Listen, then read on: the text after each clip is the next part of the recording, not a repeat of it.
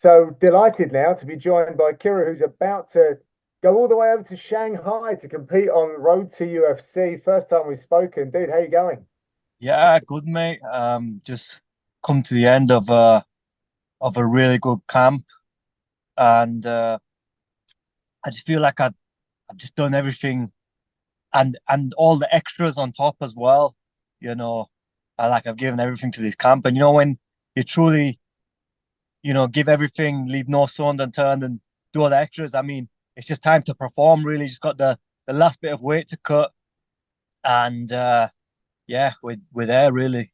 So first up, like Road to UFC, it's not necessarily something that I talk to someone from the UK about. There's a lot of guys from like Korea, um, China, Japan, but we are now seeing some other less represented countries like India, Indonesia as well, getting a look.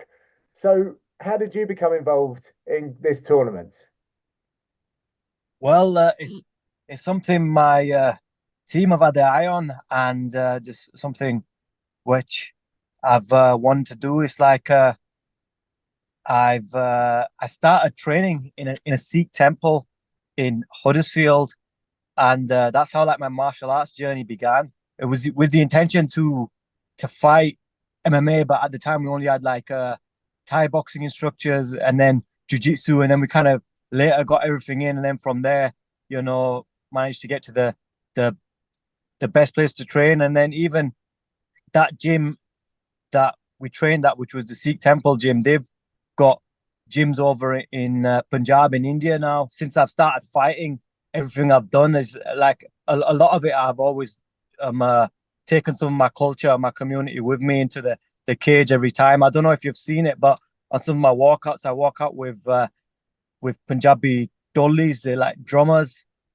and I've always taken that bit of culture with me to every fight. That's wicked. Do you get a lot of support from like your culture and those back home in Huddersfield? Yeah, I've got um uh, just throughout the whole UK, and even say like parts of the world like America, Australia, a little bit in Dubai as well. There's Punjabi Sikh people all over the world and Indian people all over the world, really. Yeah, no, that's very cool, man. Very cool. Very cool that you're going to be able to fly, I guess, both flags, right? Are you flying do you fly the British flag as well as the Indian flag? Yeah, yeah, of course. I mean, I competed in the IMAFs, so Yeah. like I medaled in the IMAFs, and was a Team UK athlete. So yeah. We will get to the IMAF stuff, but I'm interested in your journey. You were talking about where you started in Huddersfield in a Sikh temple, which is fascinating, by the way. But I've also seen guys like Danny Mitchell in your past, Jay Furness, who recently awarded you your purple belt. So congratulations. But Thank you. I'm sure I've seen you and your brother at work at Manchester Top Team when I've popped down to do some filming with Larone and spoken with Carl. So you've been around some really, really good people who I truly hold in the highest of regard right here in the UK. So, can you walk us through a little bit about where your martial arts journey took you in terms of those gyms and how you ended up where you did at Manchester Top Team? I had about a year and a half of K1 and Thai fights, but I was quite active, and then I was training over at Farrell MMA. Also, at one point, Andy Farrell, God bless his soul, rest in peace. Andy Farrell is no longer with us as well. So Andy Farrell, he did a little bit of coaching at the Sikh Temple as well, and then that was like the first MMA gym where I was training at, and it it got well, he no longer started doing classes in Huddersfield, and then from from there, me and my brother and a couple of other lads from Farrell MMA joined AVT, and we were there for a number of years, probably a good 7 8 years, and really good coaching there with Danny Mitchell, Jay Furness, all the AVT guys. We've had a lot of guys come through over the years training with us, like people like Mark Dykese, Scott Askham used to train with us for a bit. The Mullen brothers, just there was a lot of people at AVT training throughout the years while we were there, and I feel like I developed my jiu-jitsu game at AVT as well. And with Danny, he's got like good jits from the bottom and some unorthodox submissions as well. So I took away a lot of good things from AVT, and being over at Top Team last 2 or 3 years, and just refined my skill sets more, honed in more on like areas like the whole MMA game. Really, if I'm honest, and there's always mad talent at Manchester Top Team coming in from all over the world. People from like good Italian gyms which come down for a bit of sparring. People from all over the.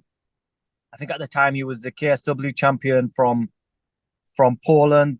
People from all over, like I keep saying, Afghanistan, all over the world, do come to Manchester Top Team for training. So it's a bit of a talent hub. And say people like Lerone Murphy, we've been training with Lerone for years, because even at AVT we'd go over to Top Team once or twice a week, and before Manchester Top Team.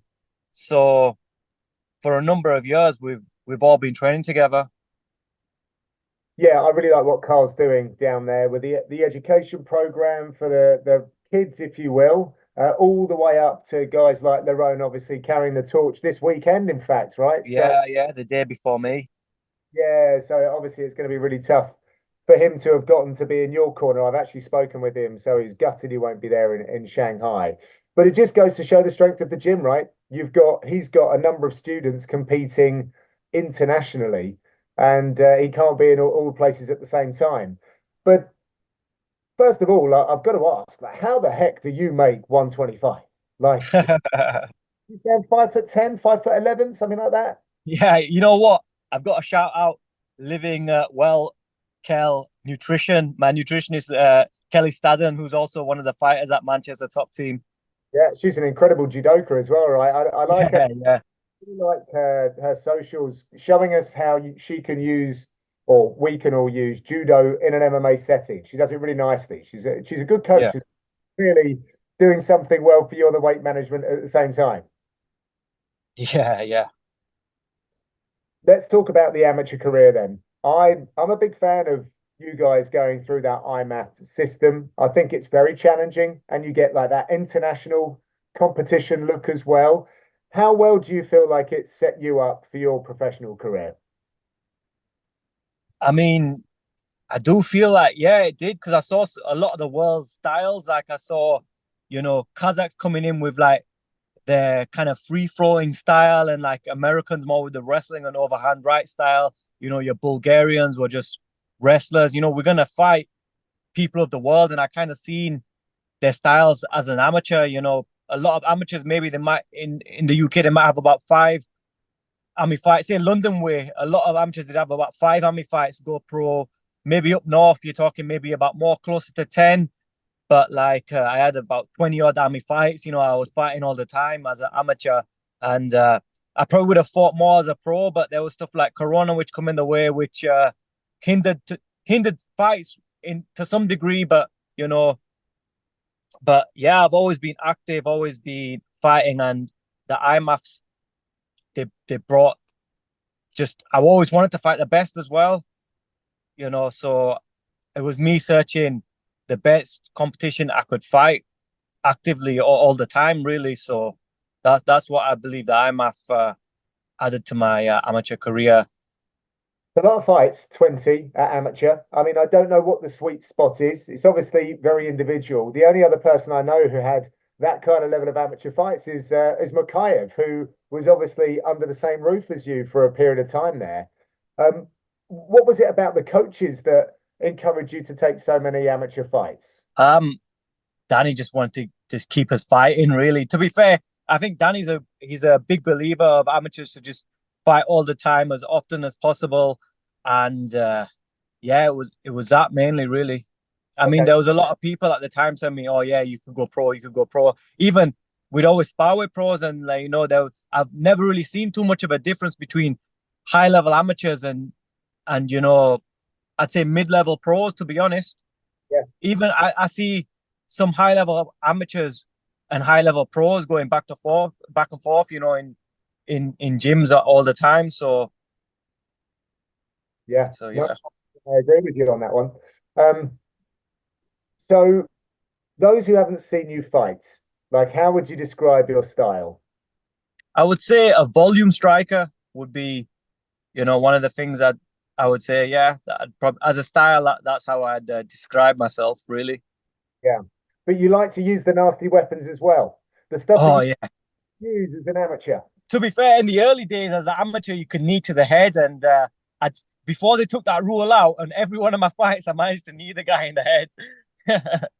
So, yeah, I do like to throw my elbows and knees, and not just from the clinch. Like I'm a fan of stepping elbows as well, off boxing combinations. Yeah. Yeah. Really cool. Love it. I'm very excited to see how you can put it all together in this tournament. With that, obviously being like doing the IMAFs system, do you think that this tournament, if you will, is something that you've got a little bit of a head start on the other guys? Because tournament fighting is a bit different, right? I don't know if you can go into a fight and try and preserve yourself, but you know what you're in for, right? You know you're in for, a good few fights and you've got the direction in which you're going, but it's not for everyone. If it was a tournament format where all the fights happen in the duration of a few days, one after the other, then I would say I'd be coming in with a big advantage with the IMAF experience behind me. But with this tournament, it's like, fight and then go back to use one on that side of the things. So in that sense, I feel like not so much, but just with experience, with that experience under my belt anyway, um, I feel like that's where the advantage comes because I don't think a lot of fighters in this tournament have even had amateur fights really, so there's that as well. Yeah. Well, on that then, eyeing your competition, what do you make of those that are in the tournament in your bracket? So, first of all, I got to look at who's in front of me, and I'm not looking past him. So, I've had a look at some of the other fighters, and there's a bit of talent there, and but say for me to think, oh yeah, this guy's really good, I'm gonna look to do this for that guy. I've got to see who I've got next in the tournament first, really, as opposed to that. So I'm taking it one fight at a time, if I'm honest. Yeah. Which is the right thing to do, of course. So give me a little bit of intel on your opponent. What have you seen? Where is he dangerous? That kind of stuff. It looks like he wins his fights via grappling, but like he he throws hooks as well. He likes to strike, but then he'll like shoot and look to win on the ground. But you know, I'm just I'm going in there to not let him implement his game plan. I'm gonna elbow his head off, really, like to split his wing bait. Um, it's kind of got a little bit of home advantage, if you will. I know it's not like a huge arena, but I think the atmosphere gets a bit intense from my experience of this tournament. Are you expecting to have to kind of get yourself a little bit ready for some boos and to see him get, the full weight of the crowd behind him? Oh well, there will be some of that as well, but I'm no stranger to fighting away as well. If anything, I do like a bit of I do like the away fights as well, just as much as the home ones. I fought in Italy maybe about 2 years ago, and that was one of them where I thought going into the Lions Den here, you know, Italian people are going to get booed, they're going to get all sorts, but you know, I, there was probably about less than 10 of us from my team there because we had about probably about 10 of us from my team, and there was a whole arena of Italians, and they were going to back their man. But the thing is, a third of that were his actual people from his gym and his own supporters. So like, it was one of them where I was no way I was gonna like win the crowd to that degree, which what I would have thought. But I thought, you know what, I'd like to go out there with my Punjabi dollies and give the guy a hell of a fight. And so I've gone out there. I might have been booed. I couldn't really hear because I had the drums going, and but a lot of them were clapping. There was a lot of Italians, maybe all of them. I think they were just loving the sheer entertainment of it all. everyone was clapping as I was coming out. I had a little bit of a boo when the drums stopped, but it wasn't too much. And then their man come out, and you know what? He won the first round. He managed to yeah, grapple me and just win the first round. And then coming into the second, I had Carl Prince in my ear telling me what I need to do, and then I just went out there and just absolutely stuck it on him. I just elbowed and kneed him, and I give the guy a lot of credit for staying in there because he was pretty much he took a lot of damage. He had like the outline of cuts over his eyes, like he had like glasses. I think they were saying something like 32 stitches in his face after the fight, but I managed to win over a hostile Italian crowd. I had the whole crowd on their feet there. So in that sense, I do like fighting away because I'm I like to make new fans really.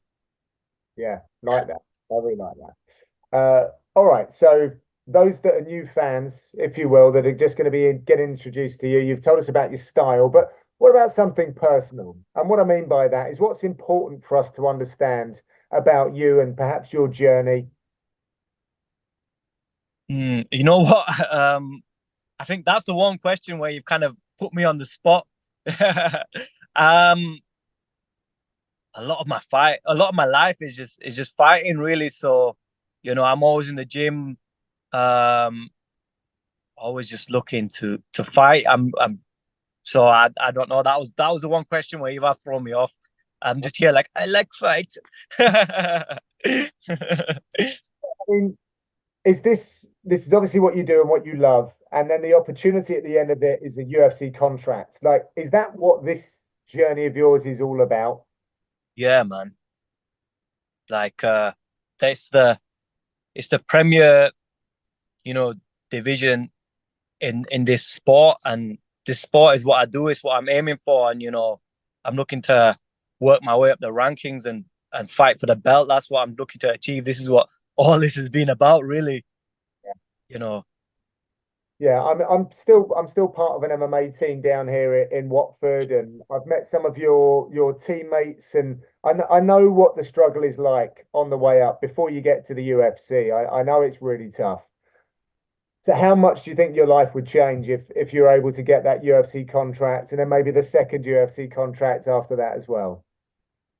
yeah, man. I feel like even people have said, that like in the run to this, look, stuff's gonna change here when you get this contract. This is gonna happen, but like, I'm just enjoying everything in the moment, and we'll see when it comes. How it might just go all to my head. No, I don't think so.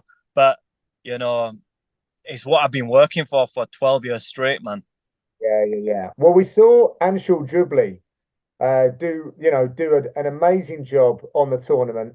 And then when he went home, those videos, by the way, when we see champions from the UFC go back home with their belts, and the Prohashka one comes to mind, obviously Francis Ngannou back in the day.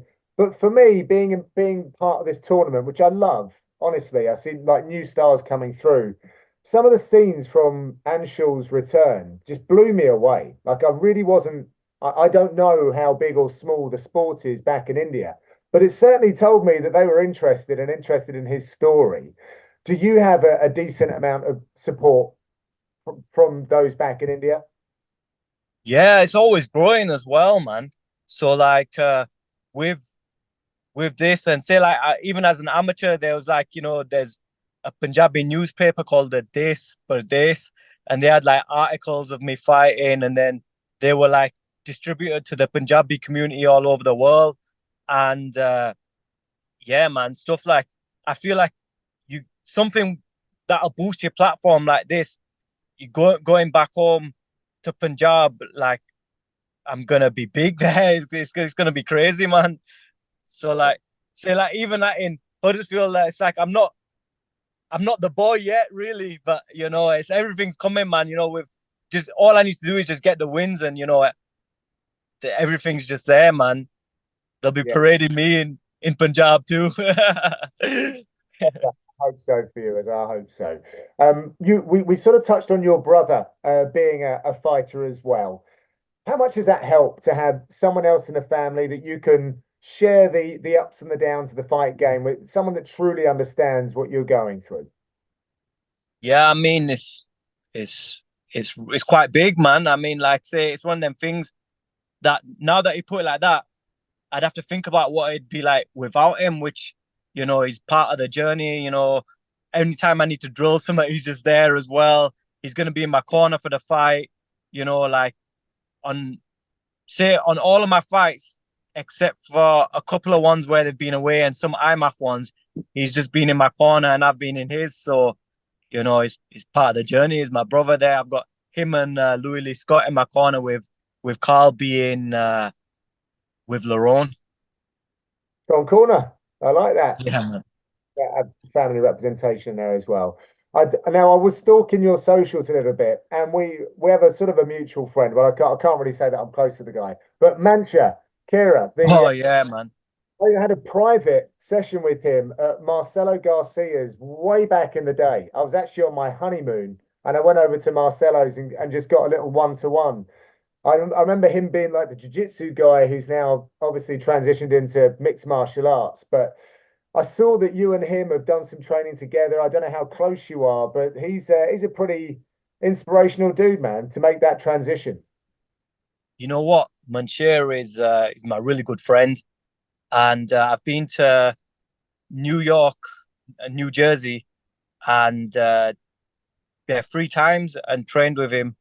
I'm due a trip back. He fights today. If I'm not, he fights today, right? Is that I think he right? weighed. I think he weighed in yesterday, and he fights today. Right.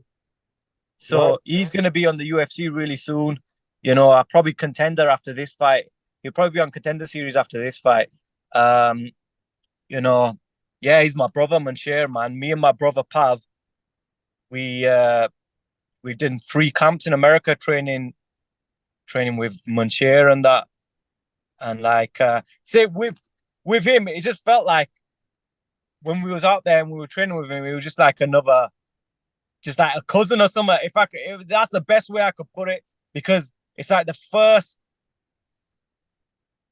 definitely the first time, maybe the second time too. We stayed at like his parents' house. That's where we stayed, really, in it. And we was eating prote with his parents, which prote are like fried chapatis. If you've not had them yet, John, you need to get on the prote. Okay, I'll take a note of this. I do love my Indian food. I have to say the cuisine.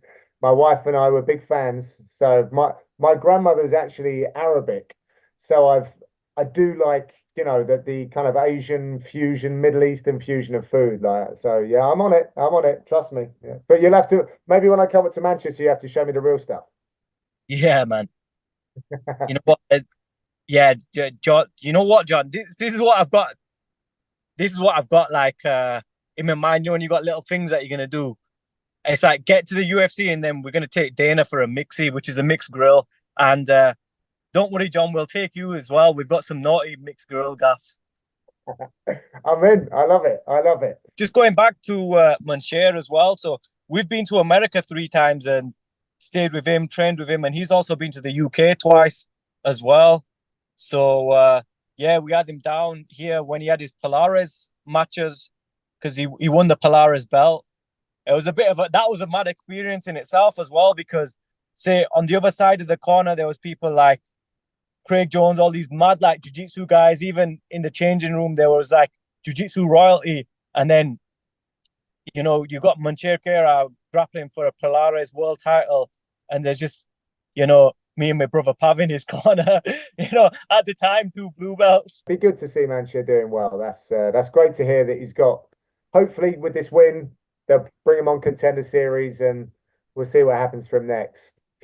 But I've got to give you the moment now to tell us how you're going to get it done next week in Shanghai and punch a ticket to the next round. Well, how I see it going is I'm just gonna just set pace on my opponent, which will just essentially crumble him. Really, I'm just gonna just gonna set pace, volume striking, elbows, knees, gonna make it horrible in there. Nice. Love it. Dude, thank you very much for taking the time out. I know this is going to be a busy day with you traveling to Shanghai, so I do appreciate it. Thank you for these notes as well. I'll do my best to represent what we've just learned now in the broadcast. And unfortunately, I'm not going to be there. I'm going the other way to Vegas. We're doing the commentary like remotely. It's a bit bizarre, but hopefully I'll see you in the next round where I think we're all going to be in the same building. So safe travels, and I'll see you on the other side. Yeah, nice to talk to you, mate. Yeah, all the best. Take care of yourself. Cheers, John. Nice one.